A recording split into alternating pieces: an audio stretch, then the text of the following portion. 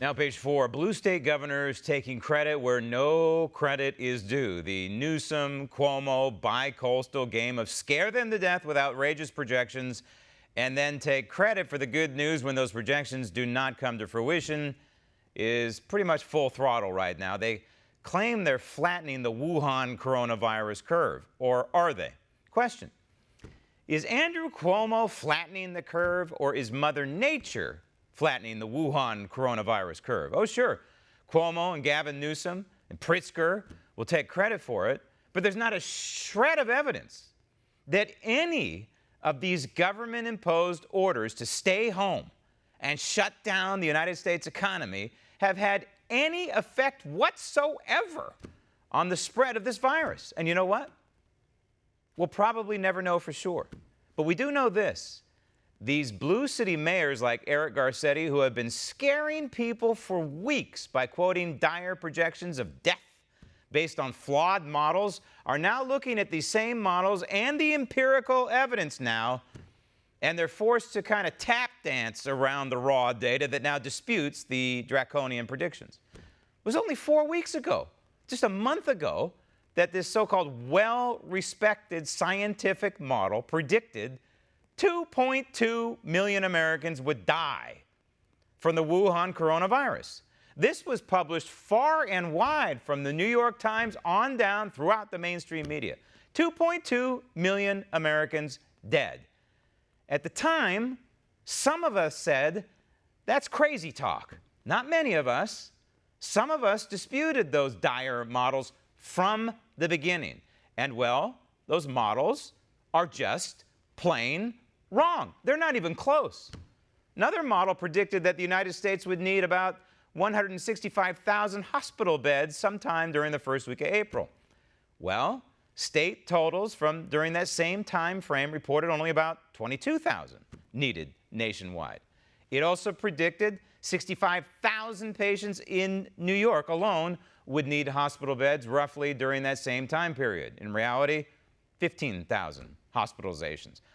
Bottom line, we are not going to be anywhere close to those outlandish predictions that drove people to panic sell on Wall Street and panic buy toilet paper and drove these blue state governors to violate our liberty that is protected in the United States Constitution.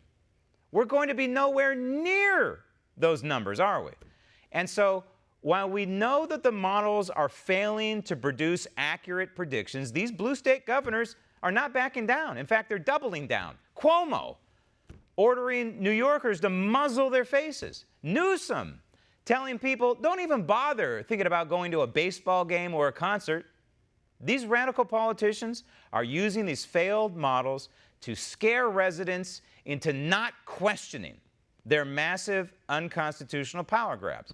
And when the dire modeling predictions fail to materialize, why, these same ideological snake oil salesmen flash their well-capped teeth and take credit for saving lives when no credit is due.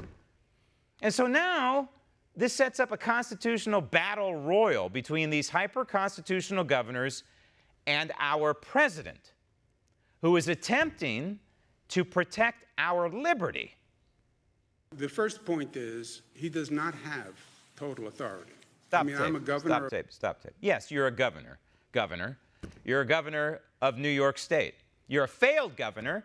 You have deficits out the wazoo. You didn't have enough ventilators, and then you came crying to the United States government and blaming Donald Trump for the fact that you didn't have enough stockpiled ventilators, you didn't have enough N95 masks, you didn't have enough hospital beds, but eventually it turns out that you did, that your predictions were 100% wrong. The President of the United States has total authority, yes he does, over the Article II branch of government, over effectively the federal government, not the Congress and not the Article III judicial branch, but he has total authority over the Article II branch of government. That's what the president was talking about. He wasn't talking about you, Governor. He was talking about his authority. No, I would put it more like his duty to be the captain of the ship. The United States, the SS USA, right? The President of the United States has total authority over the Article 2 branch of government. Governor, roll tape. Of a state. The statement that he has total authority over the states and the nation. Stop the tape. He never said that. He has total authority within the confines of the United States Constitution. The president never said that he has total authority over you, Governor. I wish he did. I wish he did. I wish the president right now had authority over the governor of New York, and had authority over the governor of California, had authority over the governor of Michigan, over the governor of Colorado, Washington State, Oregon, all those blue states. 30% of the nation, 30% of the nation are controlled by these blue state governors right now that are pushing back all efforts to reopen the United States of America for business. And this is the problem. This is the collision that we're seeing unfold right now. It is driven, I know in my heart, by politics. It is driven by an insatiable desire to crush the re-election hopes of Donald Trump by crashing the economy. Think about it. These governors, Cuomo and Newsom and the rest of them, are in charge of roughly 1/3 of our gross domestic product. And of course, California, some very valuable industries going on there that Gavin Newsom has utter control of right now. And so the future of this republic, the future of the November election, are in the hands of these guys. And so what can Donald Trump do under the United States Constitution? Well, he has this thing called the Supremacy Clause. And he can trigger certain events under the Supremacy Clause. He also has this thing called the Commerce Clause. Now, think about this logically.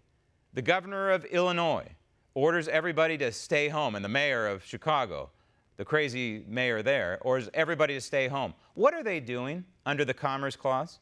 Well, they're violating intra-state commerce and, of course, interstate commerce.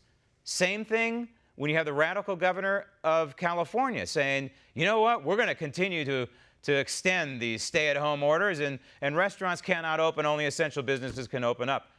That is restricting commerce within the state of California and without. Same thing with this radical in New York.